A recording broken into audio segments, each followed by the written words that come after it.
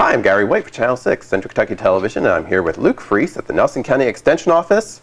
We're getting to do this in person now. We're still social distancing for our cooking through the calendar. That's right. Glad to have Gary back in the office and instead of cooking at home. I don't know if he's excited to be back here, but this is great. This is great. But we're glad to have him. Now I don't have to do the work. That's right. Well, you still got to, Gary. You still got to do a little bit of work. So. And this is the food and nutrition calendar for 2020, and we are on the month of June. And we're doing our puff pancake. Yeah, so I guess we're about, is it halfway? I think it's exactly halfway. 6. So we've been rolling right along. We hope that if you're watching that you're following along with us. And if you don't have a calendar, you can pick one of those up in our office. I know we've been trying to distribute those around the county as well. So hopefully you've got one, you're following along, and you're enjoying some of these recipes. This one's a little bit different. It says puff pancake. It's done all in the oven, so it's not like a pancake on a skillet. But it turns out to kind of be like, look like a little bit of a crepe. So we've got some that I did ahead of time, just so we'd be able to show you the finished product, because it does take about 20 minutes to bake. So I thought, and for the sense of time, we'd make some ahead of time. Absolutely. So we're going to show you how to prepare it, get it all going, get it in the pan, get it into the oven. And then through the magic of television, we're going to show you how it all ends up. That's right. Right? That's right. That's what we try to do. So the first thing you're going to try to find in your kitchen, which sometimes it's difficult to find one of these, maybe you don't have one at home, is a pan, either a cast iron skillet or a pan that is oven safe. So our pans, we just got new ones, fortunately, here at the office. This one you can heat in the oven up to 400 degrees. It's oven safe up to 400 degrees. So if you don't know what your pots and pans are at home, if you can't stick them in the oven, give us a call. We can probably give you some information, or you can look it up on your manufacturer's label for your pots and pans or instructional manual, and that'll tell you if it's oven safe or not. Usually if it has a rubber handle, which this one looks like it's a composite type rubber, oven safe up to 400, but a lot of them have plastic handles, so plastic handles obviously can't go in the oven. But if you have a cast iron skillet, that'll work. Otherwise, you can try a different method of baking, maybe put it in a baking dish. It might not turn out exactly the way it would if it was in a pan, but that's what the recommendation is for this recipe. So it's a little bit more different as far as the utensils that you need. And it's so it is up to 400. So that's We're right at 400 on this recipe. Exactly. So we're right there. So we're hoping it doesn't go to 401, or we might have some smoke in our oven there. Yeah. But we've got a pan here. It's oven safe up to 400. It calls for a saute pan or a cast iron skillet. So that's what we got here. Okay. We'll just go through the ingredients. Again, when you look at the ingredients list, you're going to use the top ingredient first, and then it goes down the list in order. So our first ingredient is going to be 2 tablespoons of butter. We're going to do 3 eggs, which we've got here. We're going to do 3/4 cup of milk, and we're going to heat that for 20 seconds in the microwave. So we'll go ahead. Well, we'll do that here in just a second. So you want to make sure that whatever you have the milk in, you can put in the microwave for 20 seconds. You don't want to use like a plastic measuring cup or something. Right. We have 3/4 cup of all-purpose flour, which we have here. A teaspoon of sugar, which all our little ingredients I have in these little cups for sake of cleanup. But we have 1 teaspoon of sugar, 2 teaspoons of vanilla extract, a 1/2 teaspoon of salt, and a 1/2 teaspoon of nutmeg. And then the optional thing is fruit or syrup or powdered sugar. Anything you like to put on a pancake would probably be appropriate for this one as well. And we have some fruit that we're going to show you we got some fruit too. Absolutely. So as you can see in this picture, they put strawberries and blueberries. Patriotic. We did the same. We did the same thing because I like strawberries and blueberries. That's what I get all the time. So they're high in antioxidants. What's your favorite fruit? I think it's got to be. I mean, it's a close tie between those two, blueberries and strawberries. I like all kinds of berries, blackberries, raspberries. That's what I usually go to. Cool. So what we're going to do is first we're going to take our butter, and it's 2 tablespoons of butter, and on your stick of butter, usually it has a measurement, and you can just cut it on the wrapper, and that'll kind of tell you 2 tablespoons. But we're just going to put that in our pan. I've got the oven preheated to 400 degrees. Okay. And so what we're going to do is just put this in the oven for a minute or so, maybe less, and we're just going to melt the butter. So we're just going to let that butter melt in there. Okay, so nothing is going to happen on the stove. Nothing's going to happen on the stove today. Okay. Now, you could probably melt your butter in the microwave, but that's just another dish and another appliance you're using. So this makes it easy. If you already have your oven heated, you throw it in there, melt the butter, and then when it comes out, we'll kind of roll it around. Yeah. Smart. So we've placed the butter in an oven-proof saute pan. And now in a medium bowl, we're going to add all of our ingredients that's going to go into our puff pancake.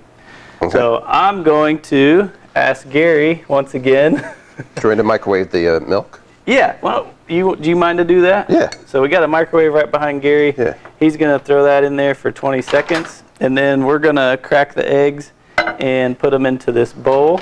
Gary, would you mind to grab that trash can behind you too? Uh-huh. Sorry.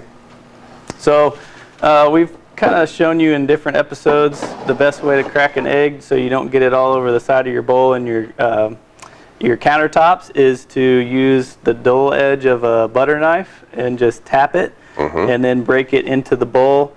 You can remove any shell if you accidentally get some in there, but that helps you from getting all that egg all over the place. So we're just going to tap it a couple times.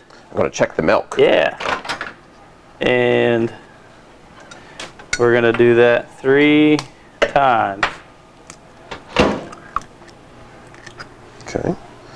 So I had the 3/4 cup milk heated for 20 seconds in the microwave. There were 3 eggs. The butter. 3 eggs. We put the butter in. The butter's cooking. Butter's cooking. Now you might check. Let's see. All right, our butter is almost melted. I'm going to rinse my hands off. So should I add the milk to the eggs? Yes, sir, you can. Pour that in there. Gary's going to add the milk. So if you get the milk too hot, it's going to cook the eggs when it goes into them. So it's important to make sure that the milk's not too hot. Sometimes settings on microwaves are different, so 20 seconds might heat it a little hotter in one microwave and not in another. Right. So just kind of make sure it's not too hot. And then you're just going to, Gary, you mind to just whisk those around? Okay. And Gary's going to whisk the milk and the 3 eggs together until they are combined. It asks you to do it for about a minute. So just kind of break up the yolks. Yeah, where it would be if you were to make scrambled eggs or something. You're just kind of whisking it together. Okay. So once Gary gets those all whisked, what we're going to do is we're going to add the rest of our ingredients. So we have flour, sugar, salt, nutmeg, and vanilla extract. At the store, you can get vanilla extract. You can either get the imitation or you can get the real deal. So it's kind of up to you. It's going to provide the same type flavor, but the imitation vanilla, sometimes people don't like to use it in baking because it's just a little different. That looks pretty good. I'm just going to finish by whisking. Finish your whisking. I'm going to go a little heavy on it here. All right, so looks pretty good. Okay. Now, whenever you're baking, a lot of times you'll have your dry ingredients and you want to add the wet to the dry. Today, we're going to add dry to the wet. Okay. All right. So we've got this. And if you want to, you can just, that's 3/4 cup of flour. Should I mix it with the whisk into it? Yes. So we can dump all these in here and then we'll whisk it all together until it's smooth. So Gary's got the 3/4 cup of flour in there. Okay. Where he's going to put a teaspoon of sugar. Okay. It's a 1/2 teaspoon of salt. A 1/2 teaspoon of nutmeg. Ooh. Nutmeg's going to be have a little spicy kind of flavor to it. Thanksgiving. A lot of time in Thanksgiving, you think of it in pumpkin pie, along with cinnamon, but nutmeg is cinnamon, nutmeg, and clover. You kind of get all together. Then that is your vanilla extract. Vanilla's good. So Gary's just going to whisk that all together until it's smooth. You don't want to over whisk it. So once it's smooth, just go ahead and stop. But if you over whisk it, sometimes it won't rise in the oven. So we want it to puff up and rise, so we're just going to... No lumps though, right? Yeah, we don't want any lumps if we can avoid those, because if you have lumps, it's going to just have pockets of flour in your puff pancake. We don't want that. Uh-oh. Oh, your butter? We got the butter. We almost forgot. Got our butter Got a done. little brown there. Would that caramelize? Yeah, it kind of caramelized. That's okay. The edges of our puff pancake are going to be a little brown. It's going to ask you to have them a little brown. Now, whenever I did this morning, full disclosure, I forgot about the handle. Okay? So make sure that whenever you melt your butter, even if it's for a couple seconds, that you have a hot pad or something, because... How's that look? That looks perfect. Okay. Awesome. That you have a hot pad or something, because you can easily burn your hand on that hot handle. Okay. So we whisk together the eggs, the milk. Eggs, milk, all the rest. Flour, sugar, vanilla, salt, nutmeg into a bowl until smooth. No lumps. No lumps. Okay. All right. So you don't want your pan to get too hot, because as soon as you pour this in here, it's going to start cooking it. So we might want to let it cool just a little bit, but for the sake of time, we're going to go ahead and put it in there. And we'll see how it turns out. And you swirled the butter around in the pan. Right. So see, I just did it again. Grabbed the pan. So yeah, you can swirl it around and kind of make sure that all your edges are covered, because if an edge isn't covered, it's going to be more likely to stick to that pan, and it's harder to get it out. Yes. So, all right. So we're just going to pour this mixture into the middle of the pan. So it's like a crepe. Yeah. It says puff pancake on the calendar. I would describe it more like a crepe, which I believe is from France, right? Look at that. Yeah, it's more like a the flat origins pancake. of our food Exactly. too. All right. So we're just going to lift this up. Our oven again's at 400. We're going to put that In there. in there. You're going to put it on the middle rack, and I'm going to set the timer for 20 minutes. And it might not take the full 20 minutes. You might check on it at about 15 and just see what it looks like. If the edges are brown and the middle's puffed up, which is what it asks, it says, until the pancake has puffed in the center and is golden along the edge. So you might just check it periodically. If it's puffing up in the center and it looks kind of golden brown on the edge, then you can go ahead and take it out. Okay. But it's easy as that. That's an easy one. Quick and easy. Yeah. Well, this is a short show. Yeah. For our puff pastry. Yeah. And puff pancake. Puff pancake. But it is kind of like a pastry. And that's our June recipe for the food and nutrition calendar. And when it's done, it's going to end up looking something like this. Yeah. So it looks not. It looks kind of. It doesn't look as appetizing, but if you put some fruit on it, add some color to it, it can look really nice.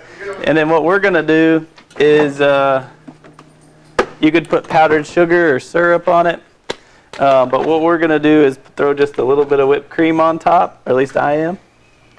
Would you like some too, Gary? Sure. So this is like a low-fat whipped topping. We didn't get you enough there. So that's going to act kind of like a butter, but it's not going to be have as much saturated fat for you. And then see if we can get some strawberries in there too. And I'll let you add yours if you want. Okay. But there we go. Yeah. And that's going to be your puff pastry. Yeah. Great. So there it is there. Here's what it looks like on the calendar. Absolutely. So they put a little bit of powdered sugar instead of the whipped topping, but it's going to be a very patriotic, since we're getting ready for the 4th of July weekend coming up in a few weeks. Absolutely. You have your red, white, and blue, and something good to eat. Yeah. So this could be, think of pancakes as a breakfast meal. You could, if you were doing dinner for breakfast or even a lunchtime meal, this would be fine. As always, it tells you how to make a meal. So it says to add turkey sausage links. This is thinking of more of a dinner dish, and you could add roasted sweet potatoes.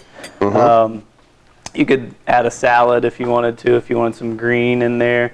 But this is I think it's a good meal and very versatile. You can have it for any time of the day. And that's the puff pancake for June in the 2020 Food and Nutrition Calendar. Continue with us. We'll be back in July to continue cooking through the calendar. Yeah, and I haven't even looked at July. Yep, start the summer garden pie, which is appropriate too. Which actually we'll be doing really good. Zucchini and squash. So I've actually tried this one. It's really good. So yeah. Follow along with us. Get back to us in July, and then follow Nelson County Extension on Facebook. We always post the link if you want to rewatch it, and I know Central Kentucky Television does as well. And we appreciate you following along with us. Great. This has been Gary White with Luke Freese at the Nelson County Extension Office. Thank you very much. Thank you.